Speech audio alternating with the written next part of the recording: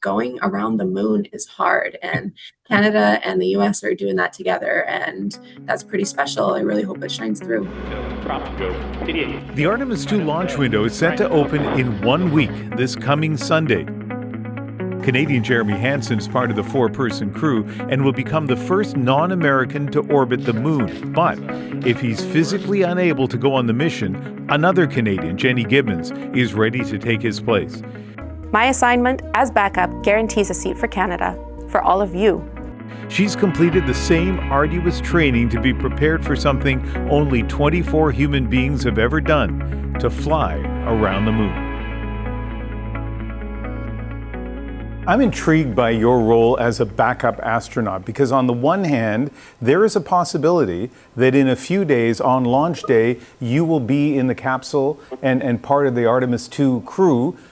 But if everything works out properly, you won't be. How do you prepare mentally for that?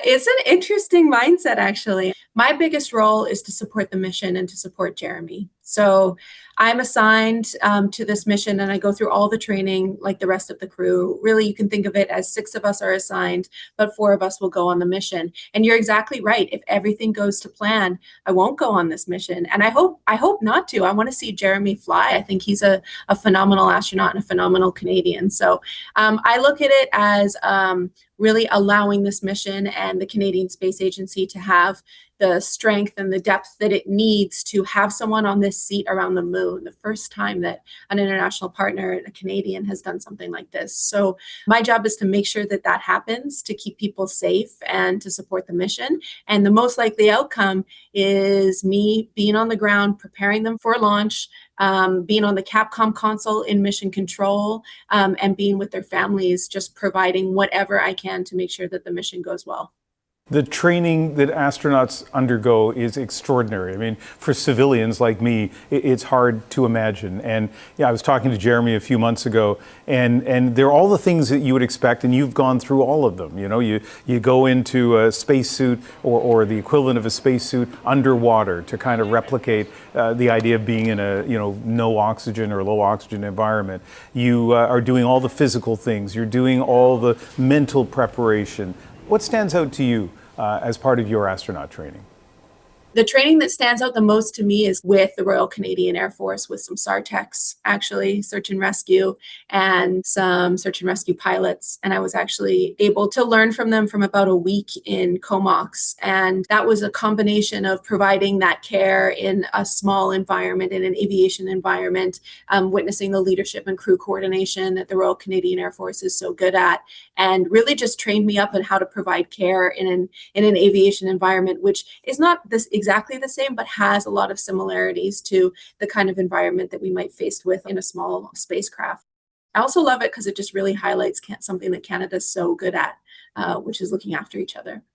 Yeah, I want to read from your bio that's on the Space Agency's website, but here it is: mechanical engineer, combustion scientist, assistant professor, your education, bachelor in mechanical engineering, PhD in engineering, languages, English, basic French, basic Russian, classic astronaut, right? Like it's so accomplished. But you know what I don't see on the resume is what it is that made you want to be an astronaut. I think when I was growing up in Canada, I always really was fascinated with being outside. I loved this idea of learning about the things around me and exploring, and that really sparked this fascination.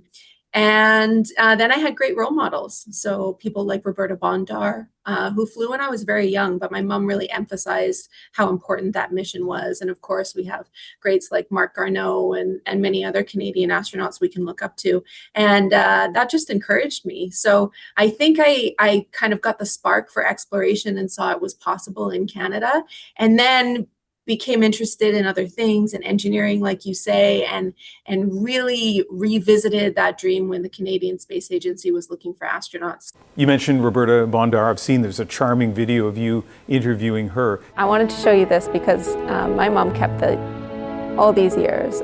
People said, well, you know, you're carrying the weight of all women in Canada on my shoulders. I said, well, we're weightless. That's a good thing.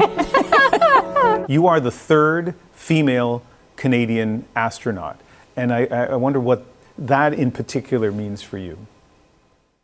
It's certainly meaningful, especially when you think about the trailblazers that are Roberta and Julie. And I'm so grateful for their influence, both what they did indirectly in our country, just the act of being there and doing what they did and their achievements, but also directly the support that I've received from them.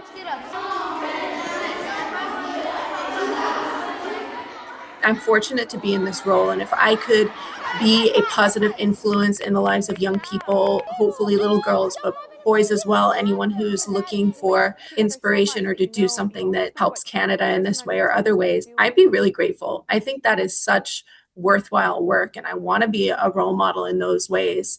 When I think of myself, like I mentioned, Mark, and I've had so many role models and mentors who are dissimilar to me. So, well, I think that it's really important to have those people to say, hey, this is possible for me. This person is like me. Seeing that dissimilarity is also really valuable too, because it just expands viewpoints and it just makes you, I think, more well-rounded, more powerful if you can understand people who are very different than you. And so I feel very grateful for that, but I hope that we extend to include a lot of people in that bubble of inspiration in Canada. You are way out of line here! I'm out of line! Yes, sir! You know, Hollywood kind of suggests that astronauts have this swagger, that it is this kind of muscular, maybe macho environment. You guys don't seem that way. Is that a Canadian thing, or maybe Hollywood just has it wrong? I would never describe myself as having any of that swagger that you mentioned. I think what is really important to being an astronaut now is an ability to work with one another. And now that our missions are typically longer, we really focus on looking after one another and how to be a good teammate. So maybe that's what you're picking up on. We spend a lot of time trying to select people who know how to get along with one another and support one another. And I think you'd find that if you were to spend time with the wider office, like the NASA Corps as well, hopefully you'd find the same thing. They're really, really positive and supportive people. So it's a nice environment. You've mentioned Canada a few times about the things that you are proud of about Canada, and I see the Canadian flag on your shoulder. You know, of course, this is a time that, from a political standpoint, there are tensions between Canada and the United States. Elbows up is a movement for a lot of people in Canada. Do you and the many Americans you work with at NASA, do you guys talk about that at all? We do, in that we certainly acknowledge it because it's a big part of everyone's life.